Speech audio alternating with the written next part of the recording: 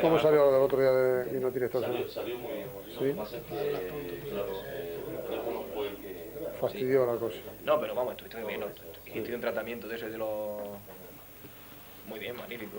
El final fue nuestro. Fue una apoteosis. A mí un libro de Juan que tenga que decir. Sí. Por lo menos está empezando a tener una cierta continuidad el hecho de dar información puntual de esos proyectos que consideramos que destacan un poco de lo que es la actividad ordinaria del Centro Cultural de Mula, de la CAM.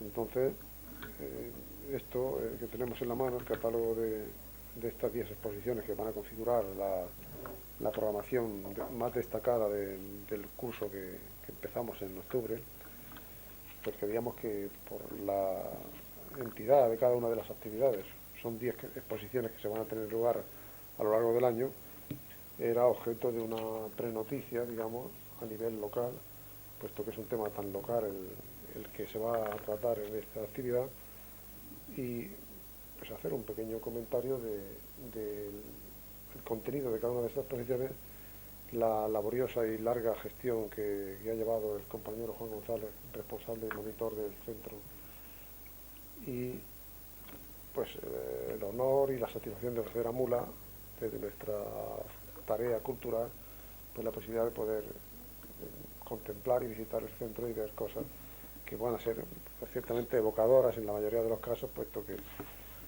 yo, sin ser de Mula, pues nada más que ver estas cosas, pues supongo que esto tiene un contenido y un sabor que puede ser del interés de la mayor parte de los ciudadanos de Mura.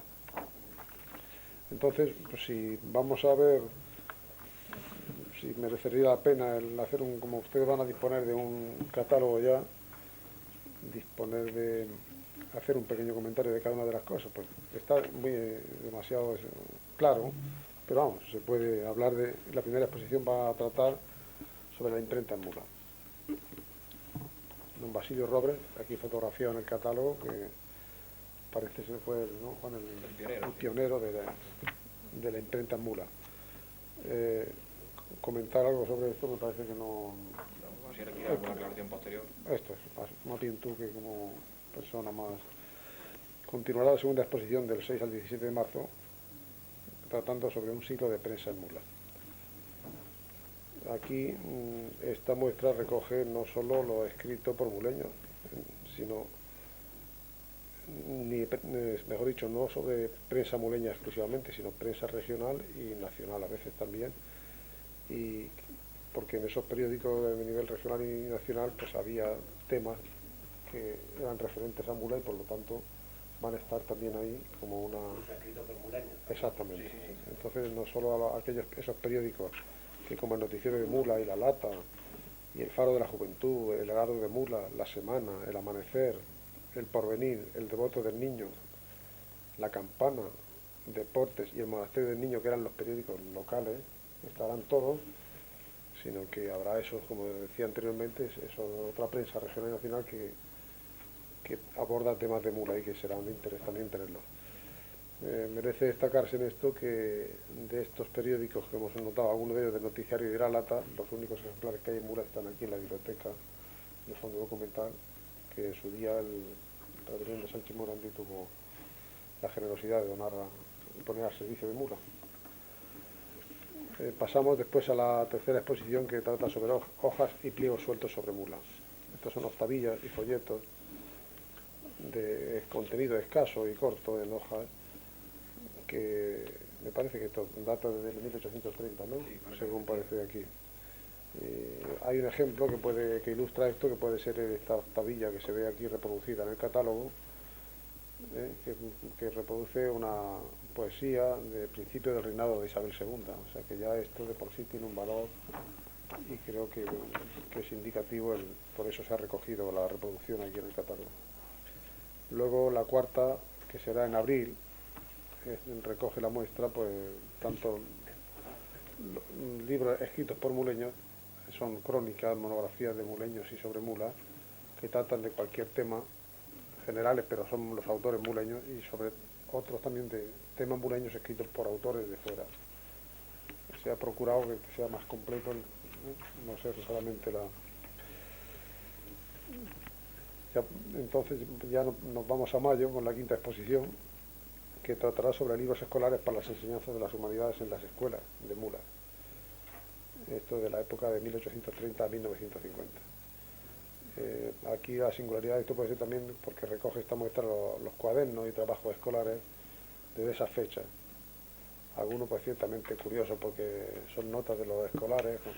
Me parece que hay una, Sí, cosas muy interesantes. puede ser interesante.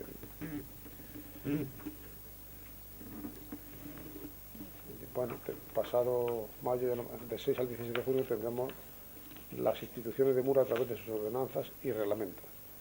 Vemos aquí la reproducción del reglamento del Casino de Mula del año 1888, y en esta exposición se han recopilado por reglamentos desde el siglo XVI, XVII, como puede ser de la Hermandad de la Purísima Concepción de ese siglo, o de la Hermandad del Niño del siglo XVIII,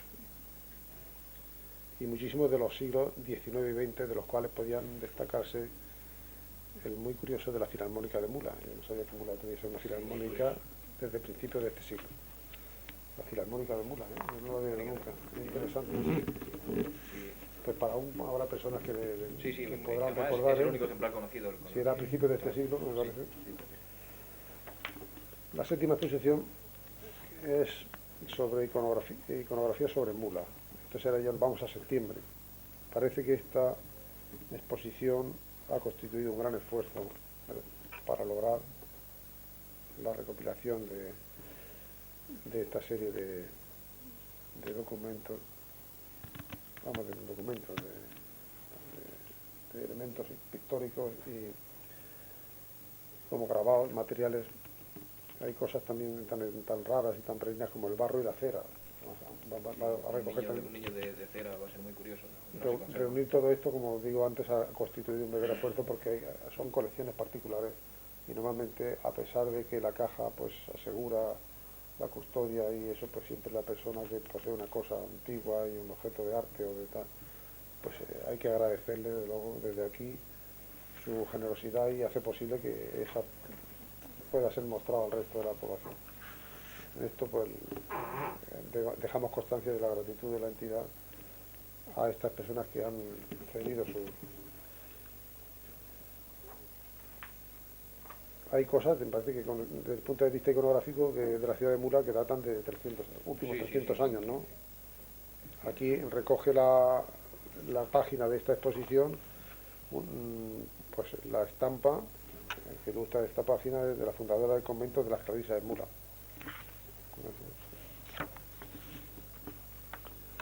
Y ahora vamos al teatro, que es la octava exposición, que constituye pues una muestra de folletos, carteles, recortes de prensa y temas relacionados, críticas sobre las obras que se representaban en Mura en el teatro, que se llamaba Teatro del Centro también, ¿no? Desde el primer momento, ¿no? Teatro de Mula, Teatro de Mula. 1895. O sea que ya estamos en noviembre con la nueva exposición, que esto es sobre documentos importantes del Archivo Municipal de Mula. Entonces se van a exponer los principales documentos del Archivo Municipal desde finales del siglo XV. Aquí habrá, esto es un plato fuerte para investigadores y estudiosos que podrán... Se ha seleccionado mucho la documentación. Esto se ha hecho posible gracias a la colaboración del excelentísimo Ayuntamiento de Mula, que generosamente pues ha facilitado poder.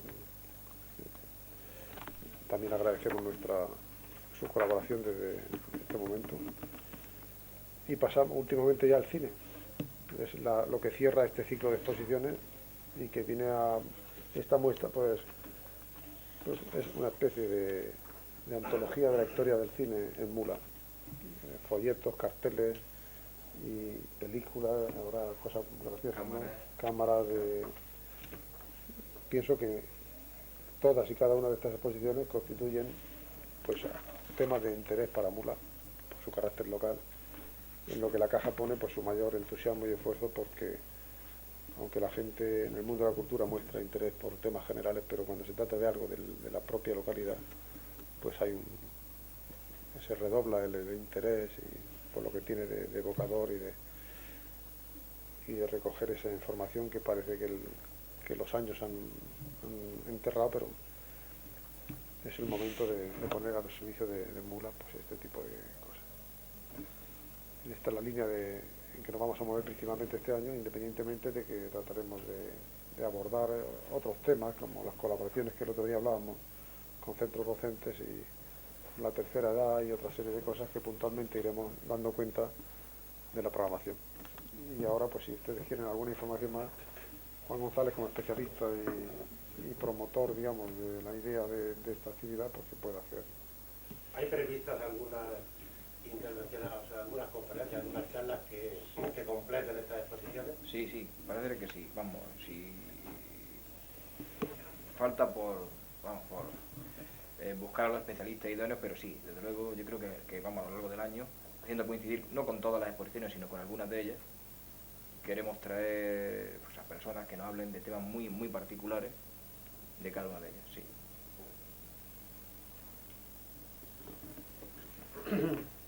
Esperamos que le hagamos un buen homenaje a don Basilio Robre Sí. en su centenario. Sí. Precisamente, ¿Hay algo ya previsto al respecto? sí, aquí lo tenemos hacia 1895, cuando tenía escasamente 25 años, en una fotografía muy retocada de Enrique Selma, muy interesante.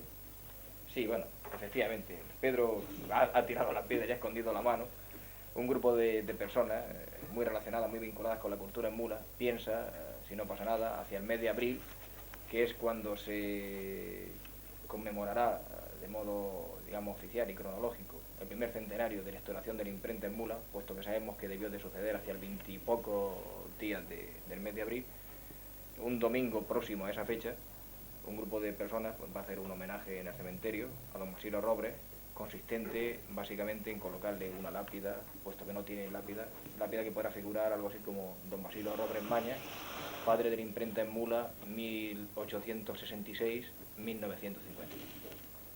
Para ese homenaje se va a contar con la cooperación económica de simpatizantes y amigos. Simpatizantes, ¿no? Efectivamente. ¿Se va a abrir alguna cuenta para que No, se pueda... yo creo que será una cosa un poco general, vamos. Incluso más que general, un poco particular entre las personas interesadas, ¿no? Es una lápida que va a costar poco dinero. Es un homenaje un poco romántico, ¿no? Un homenaje romántico. Si quieres leer poesía, lectura de poesía y demás. Sí. Algo leeremos allí. Claro, cada uno de los que ya se tenemos guste. previsto, sí, ya está prevista la cosa. Se lo merece.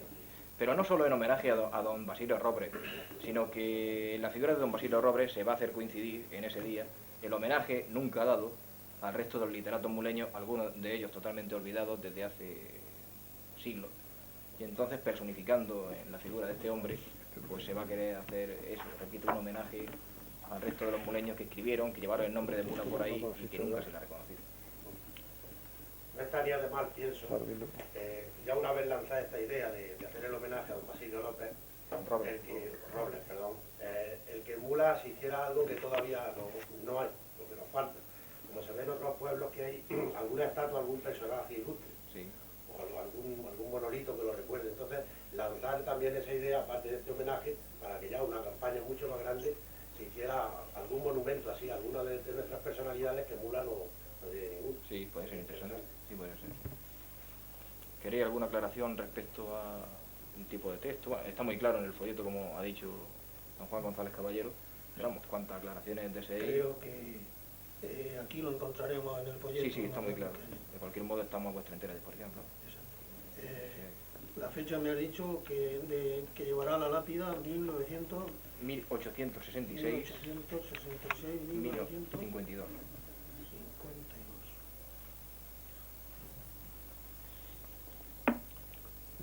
Señores de la prensa, si no hay ninguna pregunta más, ha sido un placer y darle las gracias en nombre de la Caja de Ahorro del Mediterráneo por su asistencia, naturalmente.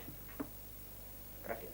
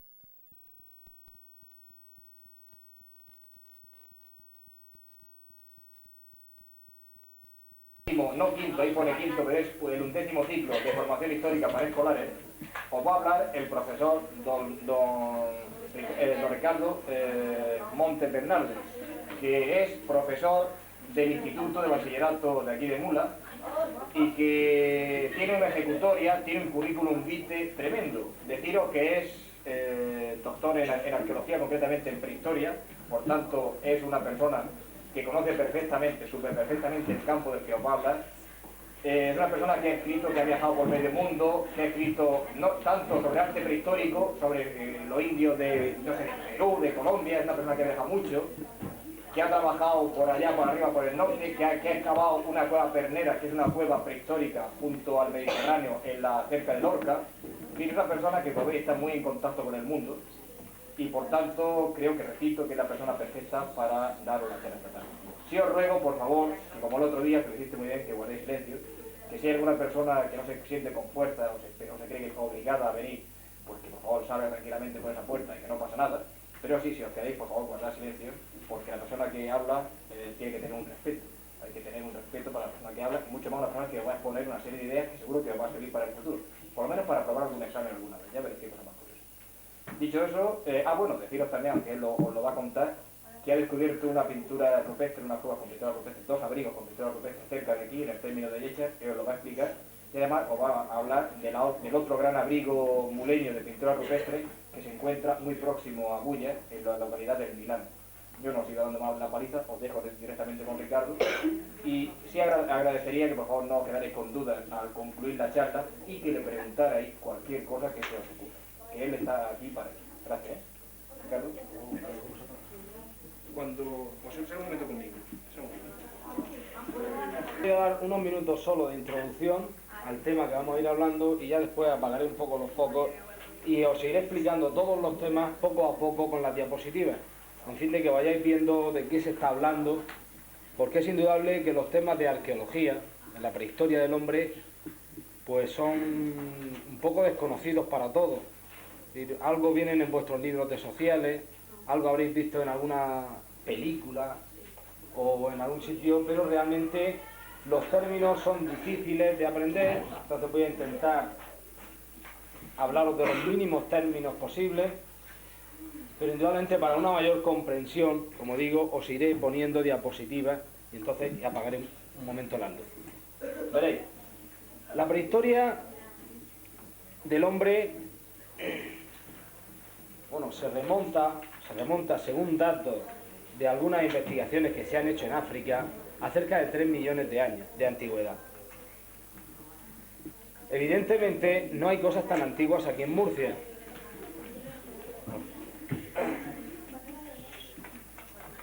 No hay cosas tan antiguas en Murcia, pero sí tenemos bastantes yacimientos interesantes para investigar cómo vivió el hombre prehistórico aquí.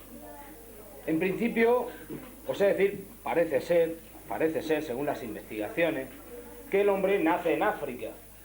Pero hubo un arqueólogo que dijo que la cuna del hombre tiene ruedas. Es decir, que puede irse a cualquier sitio según donde se investigue. Por ejemplo, a comienzos de siglo se decía que no, que la cuna del hombre estaba en China. Después unas investigaciones dieron al traste con esta teoría porque vieron que había cosas mucho más antiguas en Sudáfrica, en Kenia, Tanzania, pero indudablemente es posible que en un futuro aparezcan cosas, restos humanos más antiguos. Es posible. Y entonces dentro de 50 años se diga que la cuna del hombre a lo mejor está en Mula.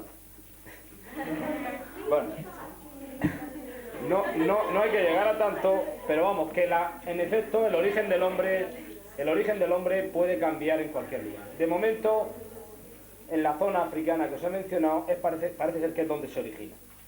Y desde luego el poblamiento de la península, y evidentemente de Murcia, parece llegar a través del estrecho de Gibraltar. Y en una antigüedad que puede situarse en principio entre 1 millón y 1.200.000 años. También a juzgar por los yacimientos que se han investigado, lo cual no quiere decir que no puedan aparecer yacimientos más antiguos, pero de momento esos son los datos. Evidentemente el estrecho de Gibraltar no era como hoy lo vemos, Luego lo veremos, os explicaré el tema de los cambios del nivel del mar, que ha cambiado muchas veces de sitio. Entonces os lo explicaré con alguna diapositiva y con algún yacimiento que se ha estudiado. O sea, no es el estrecho de Gibraltar, que hoy en día tiene en el lugar mínimo 14 kilómetros de ancho. Era bastante más estrecho, había unas islas intermedias, pero eso en etapas que se han denominado glaciares, las cuales, pues debido a un descenso del nivel del mar, porque aumentan los círculos polares, entonces se acercan los dos continentes, el africano y el europeo. Luego os explicaré también cómo se produce esto. Bueno, en Murcia, entonces, los yacimientos más antiguos, de momento, se pueden elevar a 250.000 de años, que no es poco, pero es posible que también que aparezcan cosas más antiguas. Pero son muy pocos los restos que aparecen de esta época. Luego aumentan en una siguiente etapa, que se conoce como Paleolítico Medio, aumentan los restos. Y aumentan los restos sobre todo en la costa. Se duplican en la etapa siguiente, Paleolítico Superior, y luego ya, conforme acaba esa primera etapa humana, y caminamos hacia el Neolítico, indudablemente los yacimientos y los restos en Murcia aumentan vertiginosamente. Y ya a fines del Neolítico, y en la siguiente etapa se llama Eneolítico, ya aparecen yacimientos por decenas. Por decenas. En esta época es cuando empiezan a aparecer también los primeros poblados, que es un tema que no vamos a ver aquí hoy. Ya empiezan a aparecer los primeros poblados, por supuesto la agricultura, algo de ganadería, manifestaciones artísticas, etcétera, etcétera. Entonces, ahora si os parece, yo voy a apagar estas luces, me perdonáis un momento que tengo que dar toda la vuelta y os voy poniendo diapositivas más grandes. Por la etapa más antigua del hombre, que se conoce como Paleolítico Inferior.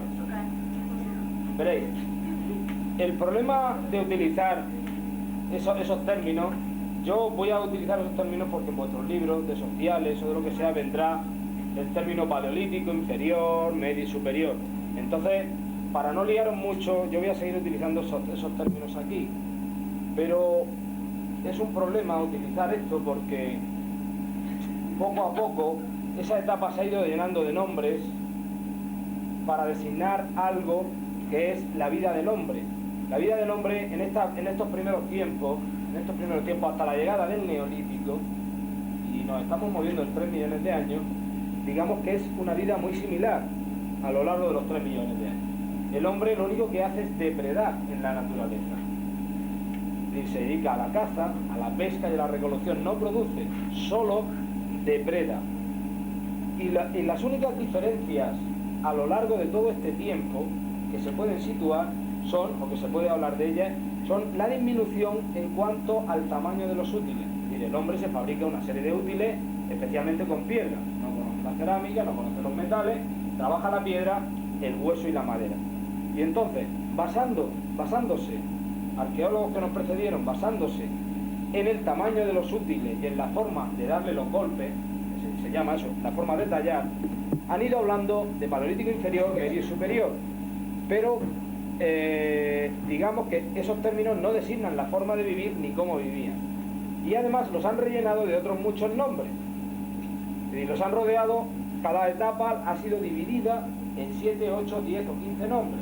Entonces, pues se habla de orduayense, achelense, almedillense, musteriense, tipoquina, ferrasí, solutrense, es decir, pero una cantidad de términos para designar al fin y al cabo una misma forma de vida, pero basándose solo, cada término se basa solo, se habla de cultura y se basan solo en cómo tallaba el hombre las piedras. Es decir, esto ha llevado a una confusión brutal, y entonces aquel que no es especialista no se entera, y es lógico, o sea, se han ido liando, ¿no? Entonces el problema es barrer toda esa terminología para empezar a emplear otra nueva que realmente aluda a cómo vivía el hombre, a qué hacía y a qué época nos estamos refiriendo. Entonces, pero para no liaros, todo esto lo digo, pero que yo voy a utilizar esos términos ahora mismo de Paleolítico Inferior, Medio y Superior, sin más especificaciones, a fin de no liaros respecto a los esquemas que tenéis en vuestros libros. Bueno, hecha esta aclaración, vamos a empezar por el Paleolítico Inferior en Murcia. Veréis, esta etapa, como decía, 250.000 o 300.000 años, más o menos. Evidentemente, en estas distancias del tiempo, 10.000 años o 20.000 años arriba o abajo, que parece mucho, no es nada. Entonces, más o menos en esta época se pueden situar varios yacimientos de la zona de Murcia. Hay uno en Ellín, Jumilla, muy cerca de la zona, otro al sur de Alicante, en la frontera con Murcia, que se llama Bigastro, Cuchillo, y luego dentro de la región hemos encontrado restos. Esto es en Jumilla. Como veis, es una gran planicie y en su día fue un lago. En su día toda esta zona endorreica era una zona lagunar, era un lago. Entonces el hombre vivía a orillas de este lago. Esto se encuentra en Jumilla y se llama la Fuente de Jumilla. Entonces aquí se han encontrado restos del hombre prehistórico.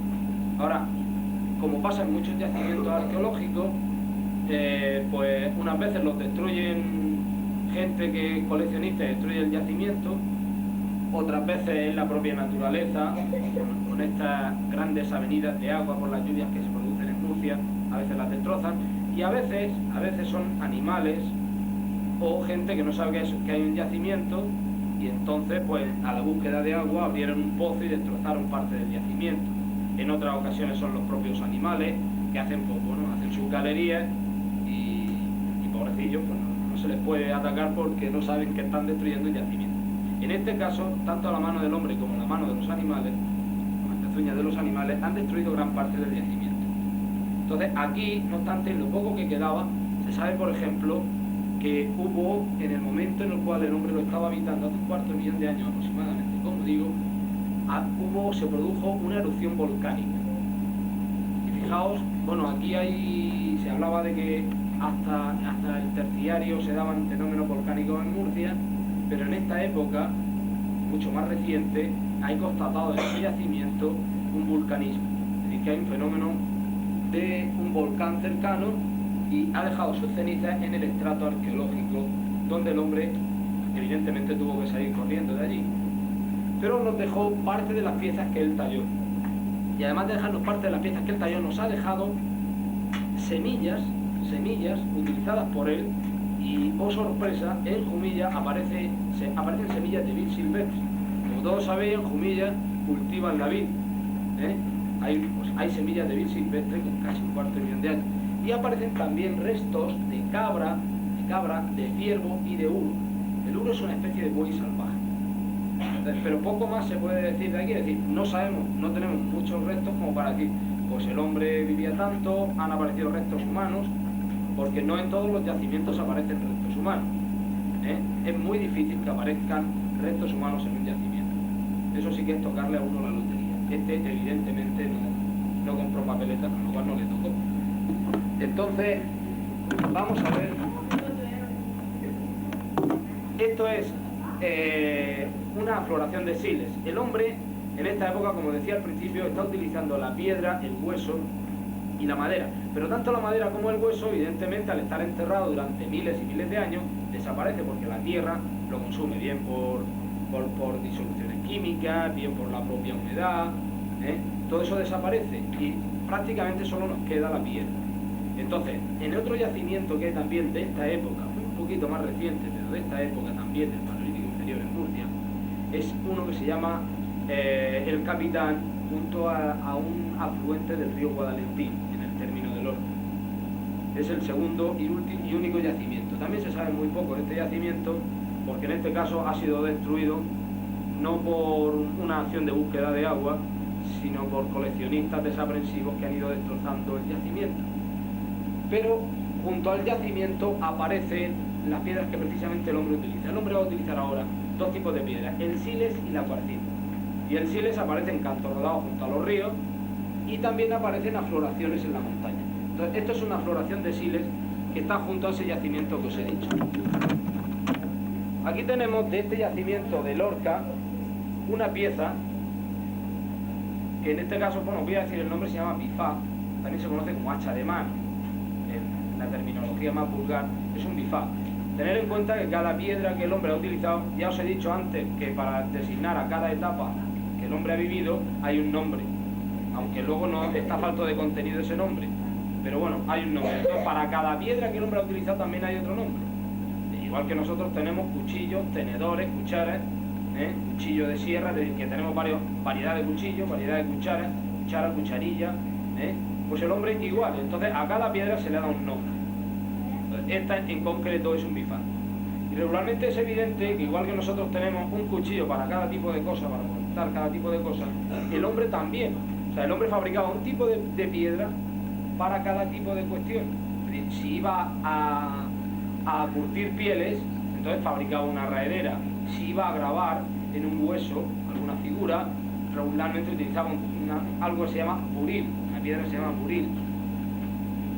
Y así absolutamente con todo. Es decir, que va fabricando piedras dependiendo para qué las vaya a utilizar. Bueno, y ya pasamos a la siguiente etapa. La siguiente etapa, conocida como Paleolítico Medio. De momento, ya la población aumenta mucho en la región. Y además hay unos cambios. No climáticos seguramente, no de fauna, pero sí hay algunos cambios. Por ejemplo, en la primera etapa que acabamos de ver, el hombre vivía o bien junto a terrazas de ríos o bien junto a lagos, pero siempre al aire libre. Posiblemente se haría sus cabañas, posiblemente, pero eso es algo que se dice posiblemente porque no hay restos, y si los hay, vamos, de momento no se han encontrado. O sea, para poder demostrar, pues sí, se hizo su cabaña y tal. Entonces, de momento, el Paleolítico Inferior, muy poco, como veis. En la siguiente etapa, Paleolítico Medio, como digo, primero aumenta la población y segundo cambia algo de la forma de vida, porque dejan de vivir al aire libre y empiezan a vivir en cuevas. Y estas cuevas, de momento, donde más cuevas se han encontrado ha sido en la costa. Y entonces, dado que ya estamos en la costa, yo os voy a explicar esto, por qué cambia el nivel del mar. Vamos a ver, vosotros habréis estado en la costa y habréis visto el nivel del mar, o sea, dónde están las playas ahora mismo. Pero, evidentemente, el mar ha cambiado muchas veces de sitio. Unas veces ha retrocedido, y a eso se llama regresión, oscilación negativa, etcétera, etcétera. Y otras veces, el mar ha subido de nivel respecto al que veis ahora mismo. Entonces eso se llama transgresión o bien oscilación positiva.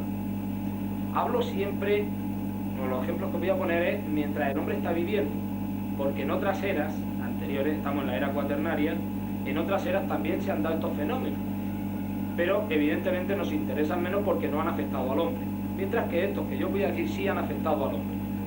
Bueno, entonces, también habréis oído hablar de las glaciaciones, de los periodos glaciares, que hacía mucho frío, mucha nieve, etcétera, etcétera. Pues bien, cuando se produce una glaciación, es que está descendiendo la temperatura ambiente. Si va descendiendo la temperatura ambiente, cuando llueve, ya lo hace en vez de en forma de agua, lo hace en forma de nieve. Pero si la temperatura es baja, esta no se descongela, es decir, no vuelve a ser agua, no vuelve a los ríos, sino que se queda en tierra. Y entonces, conforme el sol va evaporando del mar agua al cabo de miles y miles de años, esta, una vez que cae en tierra, se va formando en forma de nieve, con lo cual lo que hoy son los polos, los casquetes polares, van aumentando y van, digamos, cubriendo gran parte de la tierra. En el caso de Europa llegó a cubrir más de media Europa, pero claro, si aumenta el nivel de agua congelada sobre la tierra, desciende entonces el nivel de agua en el mar. Pero entonces, imaginaos este proceso al cabo de miles y miles de años. Entonces, claro, conforme aumentan los casquetes polares, hay menos agua en el mar. Si hay menos agua en el mar, la playa que vosotros veis en un lugar cada vez estará más lejos. Regresa, el mar hace una regresión, una oscilación negativa. Y ha llegado el mar, aquí en la costa de Murcia, ha llegado a alejarse del punto donde hoy lo veis, entre 2 y 13 kilómetros. Hay zonas que se alejaba el mar hasta 13 kilómetros desde el punto donde hoy lo vemos. Y otras zonas donde se alejaba 2 o 3 kilómetros. Luego se producen unos periodos que se llaman interglaciares. La temperatura va aumentando poco a poco, se van descongelando esos grandes masas de hielo, se van descongelando y entonces el nivel del mar vuelve a ascender. Y entonces llega al punto donde hoy lo vemos, o a veces muy por encima del punto donde hoy lo vemos. Y esto lo explico primero para que sepáis un poco los ciclos climáticos que se producen al cabo de miles y miles de años. Y también que la costa varía. Pero también os lo explico porque es evidente que el hombre que ha estado viviendo en la costa durante miles y miles de años, esto le ha afectado. Le ha afectado. Entonces, en determinados momentos, cuando el mar se alejaba, cuando el mar se alejaba, porque se estaba dando un periodo glacial, es decir, frío, pero frío en Europa, no aquí, como luego os explicaré, que también vamos a hablar del clima en Murcia, sino que, vamos, se aleja el mar, entonces dispone de una serie de acantilados que hay junto al mar, que aportan cuevas, es decir, que hay una serie de cuevas, y también una vía natural de comunicación. Imaginaos grandes playas también, grandes extensiones de playas, que sirven de vías de comunicación, porque evidentemente el hombre no tenía autopistas en esa época. Entonces se comunicaba o viajaba, el hombre era nómada, entonces viajaba por esas grandes vías de comunicación, estrechos, pasos estrechos entre montañas, a través de los valles de los ríos, o a través de estas playas de la zona costera. Entonces ha habido momentos en los cuales, como digo, el hombre ha dispuesto de más territorio junto a la costa. Y entonces ha estado habitando. Y ese es el caso de varios yacimientos como el que vamos a ver. Esto se llama la Cueva de los Aviones y está en Cartagena. Si alguna vez os llevan al Museo de Arqueología Submarina, que está en el puerto de Cartagena, acercaros hasta el dique que hay junto al museo. Y desde el dique podréis ver este yacimiento. Desde el dique se puede ver esta cueva perfectamente. Bueno, pues entonces el hombre estuvo habitando aquí. Fijaos que el mar se encuentra en estos momentos a este nivel. Es evidente que el hombre no puede estar viviendo ahí dentro, entre otras cosas porque el oleaje, cuando hay oleaje, el mar penetra dentro de la cueva. Entonces el hombre, cuando estuvo viviendo aquí hace entre 50, 60, 55.000 años más o menos, el mar se encontraba bastante lejos. Bueno, bastante lejos pueden ser unos 3.000 metros, pero no, se encontraba relativamente lejos. Y entonces pudo habitar esta cueva. Y llegó a habitarla en 4 ocasiones distintas. Luego os explicaré por qué se sabe que son 4 ocasiones distintas. Esto es desde la cueva una vista del mar, es decir, que actualmente el mar prácticamente está dentro de la cueva. Pero como digo, la estuvo habitando mientras el mar no se encontraba a esos niveles. Vamos a ver. Para realizar, os explico luego en el siguiente yacimiento cómo se hace también una excavación, aunque sea ligeramente. El mar, una vez que el hombre, digamos, abandonó el yacimiento, empezó a penetrar en la cueva y empezó a arrastrar parte de los restos que el hombre nos dejó, tanto de caza como de pesca. Y aquí tenemos una de las piezas que han aparecido en este yacimiento. Como os he dicho, cada pieza tiene su nombre, esta en concreto se llama raedera, está hecha en siles y lleva una serie de golpes, son piececitas pequeñas, y lleva una serie de golpes perfectamente conseguidas. El hombre, bueno, no dispone de metales, pero con las piedras llega un momento en el cual sabe trabajarlas y además sabe utilizarlas muy bien. Y además también sabe elegir qué tipo de piedra, porque estas concretamente en siles, si vosotros intentáis cortar un cristal con un cuchillo de acero de vuestra casa, no podréis. Pero si cogéis el siles sí podréis cortar el cristal. Es decir, corta más que un cuchillo. Claro, el problema es que pierde el filo pronto. Pero bueno, ya esa es otra cuestión. Mirad, este es otro yacimiento que está en la zona costera que se llama Cueva Perneras. Cueva Perneras. Perneras. Perneras. Perneras. Bueno, aquí el hombre, en el otro yacimiento, os he dicho que estuvo 4 veces viviendo. Aquí estuvo en 9 ocasiones, 9 grupos distintos estuvieron viviendo aquí. Y ahora iremos viendo el por qué se puede saber un yacimiento.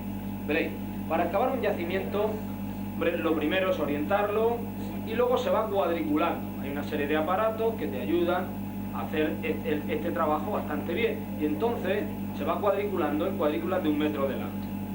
Una vez que se ha cuadriculado, bueno, pues se sacan curvas de nivel y luego se va excavando regularmente en esta etapa, que es de la que menos datos se tienen. Se suele excavar con cuchillitos pequeños o incluso con material de dentista. Es decir, que para mover una tonelada de tierra pues hay que estar bastantes meses, como podéis imaginar.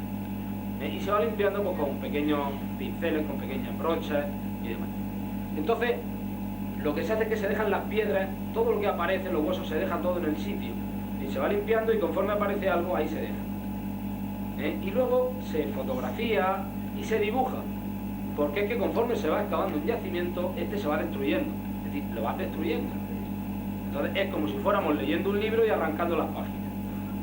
Y no puedes volver atrás a leer. Entonces la única forma es tomar muchas anotaciones, para luego poder estudiar dónde estaba cada pieza, si una está en relación con la otra o no. Entonces, el hombre, conforme ha ido viviendo, evidentemente, el estrato de abajo, el inferior, lo que aparece más abajo, es más antiguo. Porque claro, el que vive encima deposita los restos de encima, del anterior, y así sucesivamente. Es decir, que el que está más alto es el más reciente, y el más bajo es el más antiguo. Pues bien, conforme el hombre vive en él, va dejando lo que se llama un estrato, lo que hoy llamamos estrato arqueológico, que no es ni más ni menos que basura. El hombre en esta época era un guarro, y hay que decirlo así. Y gracias a que era así de guarrillo, podemos investigar qué comía o cómo vivía.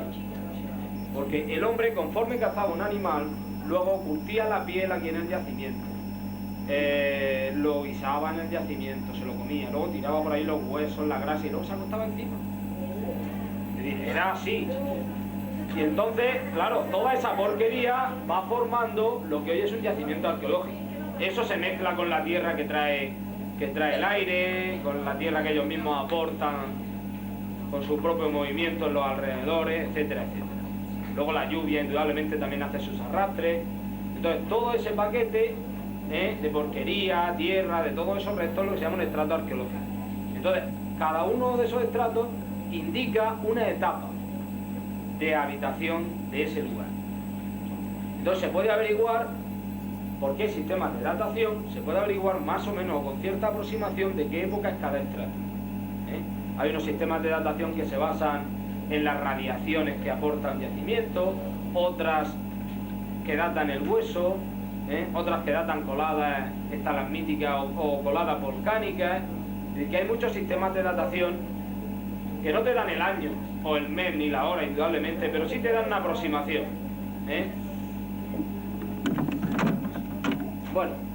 Bueno, aquí está el sistema de dibujo.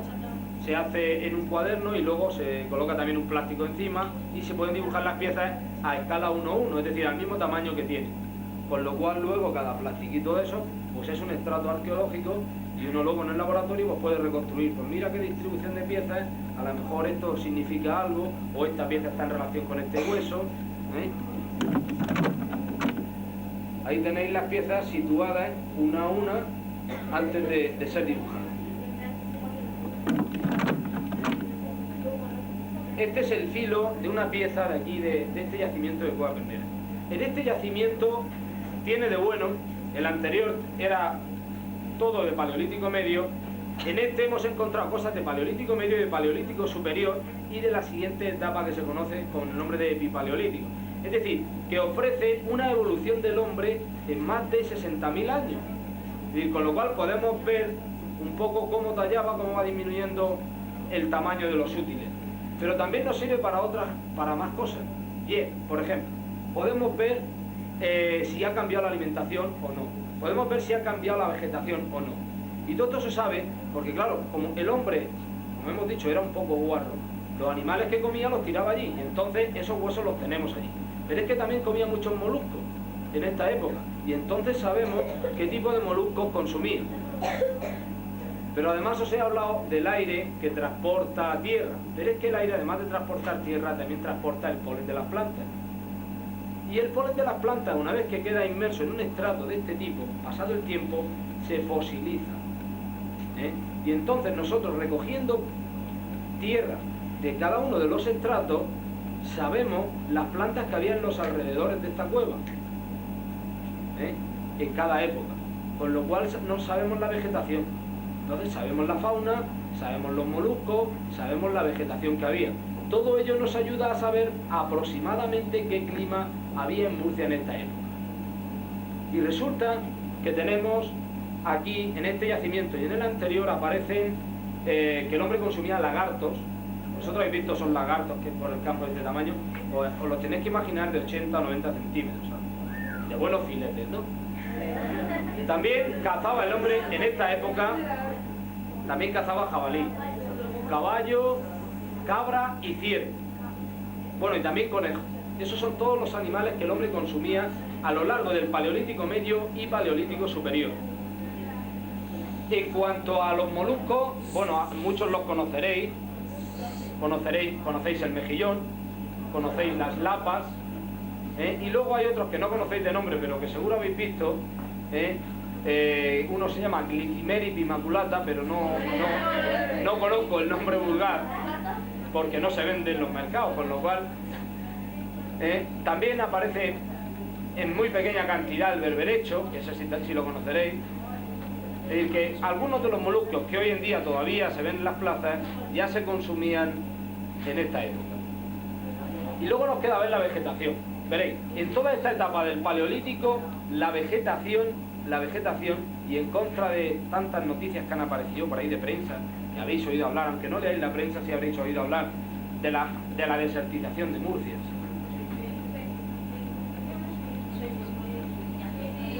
En esta época había más desierto todavía. Veréis, la vegetación que hay en estos momentos, y os estoy hablando de hace 60.000, de hace 50.000, de hace 40.000, de hace 30.000, 20.000 y 10.000 años, era algún pino suelto, y el 90% de las plantas que habían eran herbáceas. Herbáceas. O sea, plantas de secano total. Entonces se han encontrado, como digo, pinos y muchísimas herbáceas. Además, muchas de ellas, algunas gramíneas, muchísimas, la inmensa mayoría de las plantas son de puro desierto. Vamos, de una zona árida como la que tenemos hoy en día. Los moluscos que tenemos también son de aguas cálidas, y la fauna, pues para qué decir, lagartos, conejos, y lo mismo que hoy en día tenemos. Es decir, que la aproximación paleobotánica y ambiental nos dice que en toda esta época pues teníamos esto. Otro problema es que no se utiliza bien el término, y habría que hablar de desertificación. Es decir, que nos estemos cargando la naturaleza, pues cortando los pocos bosques que hay, o utilizando productos químicos, pero que no tiene nada que ver con la desertización de que se habla. O sea que hay que borrar ese término. Bueno, en la etapa final del Paleolítico Superior y en la siguiente, que se llama Epipaleolítico, ya el hombre está fabricando unas piezas de este tamaño. Claro, esto quiere decir que no las utiliza con las manos ni con los dedos, porque además era un poquito vasto el hombre, ¿no? Sino que tienen que ser enmangadas. Tienen que ser enmangadas. Un palo al cual se le hace una ranura y entonces se enmanga. Y ya con eso pues puedes cortar. Bueno, pasamos a la siguiente etapa, que es el Neolítico. Y veréis, decía que en la primera etapa, el Paleolítico inferior, el hombre vive en terrazas de ríos o vive junto al agua. Luego en el Paleolítico medio y superior empieza a vivir en cuevas. El Neolítico, en principio, todos habréis leído en vuestros libros y os habrán explicado, con mucha razón, que es cuando aparece la cerámica, surge la cerámica, el tejido, la cestería, la agricultura, la ganadería y los poblados. Pues todo eso pasa, pero no en Murcia. Porque cuando el Neolítico ya está muy desarrollado en otras zonas, sobre todo en el Mediterráneo oriental, cuando está muy desarrollado, resulta que en Murcia, en cambio, se sigue viviendo de forma troglodita, es decir, se sigue viviendo en cuevas. No se practica la agricultura. El Neolítico llega muy tarde a Murcia. Bueno, a Murcia, a toda la península, pero en Murcia parece ser que cuando llega, pues empiezan a rechazar. Y el hombre sigue viviendo en cuevas. Ya en un Neolítico muy avanzado, es decir, ya cuando han pasado 2, 3 milenios y medio de otros que en otros sitios ya viven en poblados, entonces los habitantes de Murcia abandonan las cuevas como hábitat y entonces empiezan a utilizarlas como lugar de culto. Entonces empiezan a enterrar en las cuevas y empiezan a pintar en las cuevas, no antes. Es decir, que el hombre utiliza las cuevas en cada época de una forma. Un primer momento hemos visto para vivir, luego un segundo momento va a ser para pintar, un tercer momento para pintar y enterrar, y luego habrá un cuarto momento para pintar solo, y luego un quinto momento de culto con el mundo ibérico, de culto religioso solo, y luego dedicado a las diosas del agua en época romana. Es decir, que la cueva ha estado siempre muy ligada al hombre, siempre ha estado en el subconsciente, y en cada época evidentemente la ha ido utilizando de una manera. Entonces, en el Neolítico inicial todavía vive en cuevas y en el Neolítico medio. Yo voy a poner un par de diapositivas o tres de un yacimiento de un neolítico que está en Águilas, se llama en Cabo Cope. Esto es Cabo Cope, visto desde un barco, y este es el interior de la cueva. Esto es de un neolítico ya muy avanzado y el hombre ha utilizado esta cueva como lugar de enterramiento. Entonces aquí apareció enterrado un adulto, un señor de unos 25 a 30 años y un niño de unos 8 a 10 años. Aparecieron enterrados. Bueno, no he dicho, ahora que digo edades, el hombre prehistórico pues ya a los 35 años ya había muerto, es decir, a los 32, 33 ya era viejo, pero viejo achacoso ya de muletas, vamos. Entonces hay un problema que posiblemente, como el hombre era nómada, hasta esta época que empieza con algo de ganadería y algo de agricultura, como era nómada, es posible que hiciera como algunos pueblos que hoy en día todavía lo hacen, que viven como los prehistóricos, por así decirlo, y entonces ayudaban a morir a los ancianos. Ayudarles a morir y apretarle en el cuello, claro.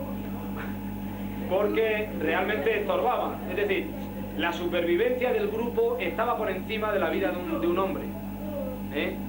Os tenéis que imaginar el hombre continuamente con cierto nomadismo porque como no producía, sino que solo se aprovechaba de la naturaleza, pues un grupo relativamente grande al poco tiempo había acabado con todos los recursos alimenticios que le rodeaban. Entonces tenía que coger su pártulo, más bien poco, y buscar otro sitio donde vivir. Entonces, claro, es indudable que esta gente estorbaba. Bueno, este es el interior de la cueva. La cueva es realmente bonita, tiene un par de lagos dentro, tiene muchas estalactitas y estalactitas. Esto es un lago interior.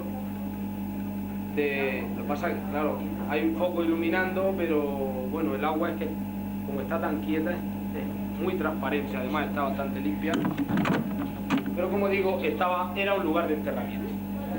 A partir de esta época, tranquilo que os lo explico, que vamos a pasar ya al arte. Veréis, a partir de esta época es cuando el hombre empieza a pintar aquí en el Levante, y concretamente también en Murcia. Pero hay una etapa, en la etapa anterior de Paleolítico, en el norte de España y en el sur de Francia ya están pintando cuevas. Es decir, que aquí el arte, las manifestaciones artísticas llegan más tarde. Y además son totalmente distintas. Y para que veáis que son totalmente distintas, os he traído una diapositiva con representaciones del arte de la cordillera Cantábrica, que además es más antiguo, y este. Entonces veréis que hay una especie de evolución. Todos habéis visto algún cuadro de Velázquez, ¿verdad? Y alguno de Dalí, ahora que todo el mundo habla de Dalí o de Picasso. Entonces, digamos que la cordillera Cantábrica los pintores pintan como si fueran Velázquez. Es decir, dibujan el animal casi perfectamente, pero luego veremos que aquí en el Levante no. Aquí en el Levante se pinta como lo hubiera hecho Picasso o Dalí. Con 4 trazos pues te pintan cualquier cosa. Y ya veréis que hay cosas difíciles de ver lo que son, o lo que yo voy a decir que son, claro. Vamos a ver. El hombre, bueno, esto es una representación de cómo podía pintar, y es en la cueva de Lascaux en Francia. Pero en la etapa anterior, es decir, estamos fuera de Murcia, estamos en la cordillera Cantábrica del sur de Francia, que es la etapa anterior. Entonces, el hombre en esta época, bueno, en el Paleolítico ya existen lámparas de aceite, en el Paleolítico superior ya existen lámparas de aceite. O sea, se han encontrado algunos yacimientos, lámparas de ese tipo, como la que veis ahora ahí. Vuestras abuelas conocerán algunas lámparas de aceite. Seguro que tenéis alguna en casa por ahí guardada en algún arco. Vamos a ver. El hombre en la etapa del Paleolítico, en la cordillera Cantábrica, que no aquí, pinta solo animales, es decir, nunca pinta al hombre, nunca pinta escenas, solo pinta animales, signos y manos. Y además lo hace regularmente de varios colores. También lo hace a tamaño natural. Y en cambio, vamos a seguir viendo para que veáis un poco. Esto es una mano, como veis, pero es también del Paleolítico, con lo cual no nos detenemos a hablar de ella. Solo para que veáis, esto es la cueva de Lascaux, una serie de animales pintados, se utilizan varios colores, son tamaño, casi a tamaño natural se pintan. Y ya pasamos al Levante.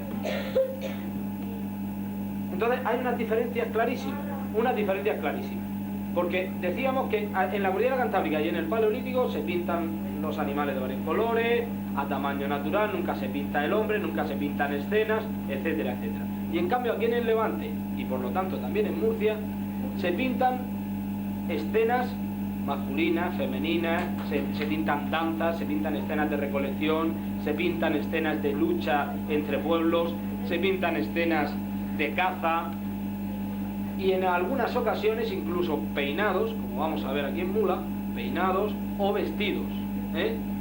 Es decir, que es un arte totalmente distinto. Este es un arte como mucho más evolucionado, mucho más abstracto. También es mucho más posterior, ¿eh? Es decir, aquí posiblemente en Murcia las pinturas más antiguas puedan ser del 3000 a.C., 4000 a.C. Leeréis también en algún libro que las pinturas del Levante son mucho más antiguas, pero hoy en día no hay ninguna prueba que demuestre que son tan antiguas como algunos dicen. Entonces 3000, 4000 años antes de Cristo, es decir, hace 5000, 6000 desde hoy, de antigüedad.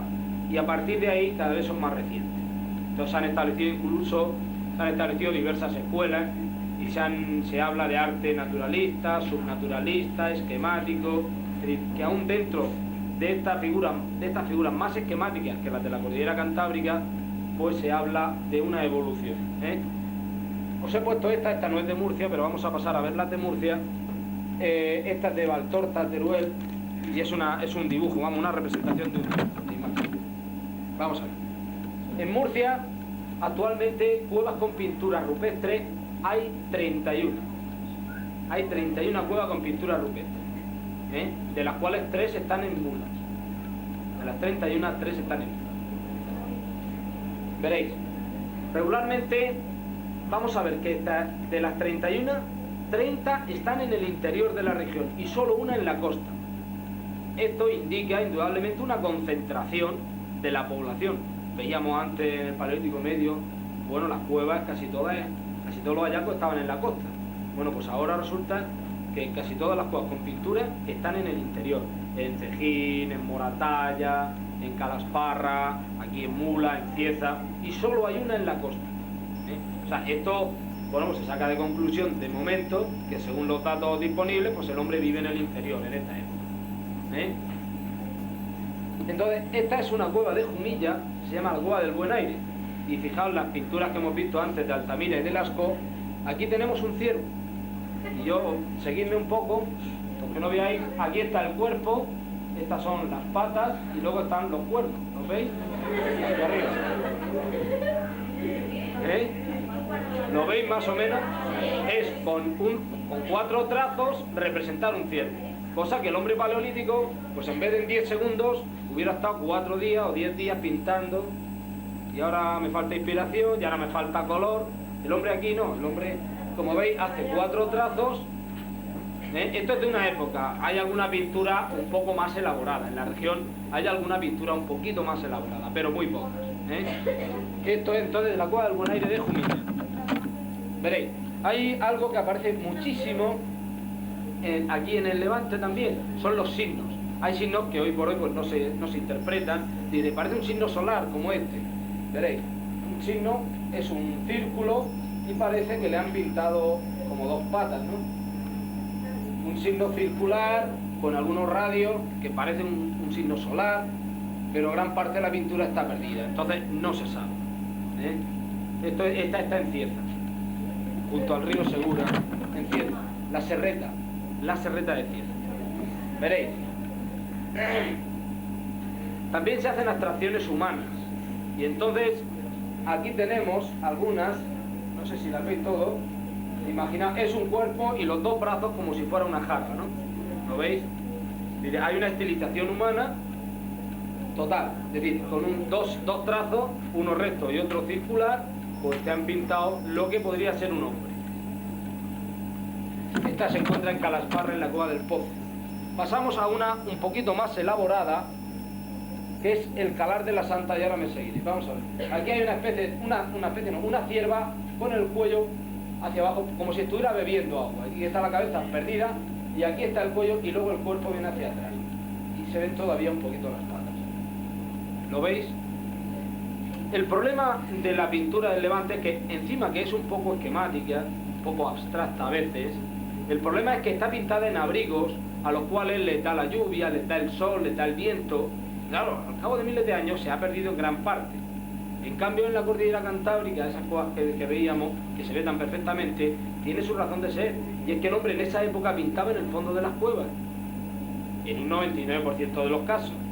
Pintaba en el fondo de las cuevas, con lo cual se ha conservado. No le da la luz, no le da los agentes atmosféricos no le afectan, con lo cual en un pequeño microclima se han conservado como si estuvieran en un frigorífico. Mientras que no, en el Levante no, tenemos esa desgracia, se han pintado siempre en abrigo y entonces se ha perdido en gran parte esa pintura. Veréis, esta es de Moratalla, y quiero que os fijéis porque la siguiente es de Mula y ya veréis. Veréis, esto es el detalle, esto es el cuerpo, no está completa la diapositiva, esto es el cuerpo de una señora que está al parecer con su hijo.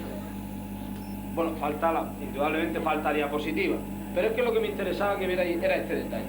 Veréis, mirad qué peinado tiene esta niña. Es un peinado abultado, muy de peluquería. Esta se llama La Risca, de Moratalla, La Risca.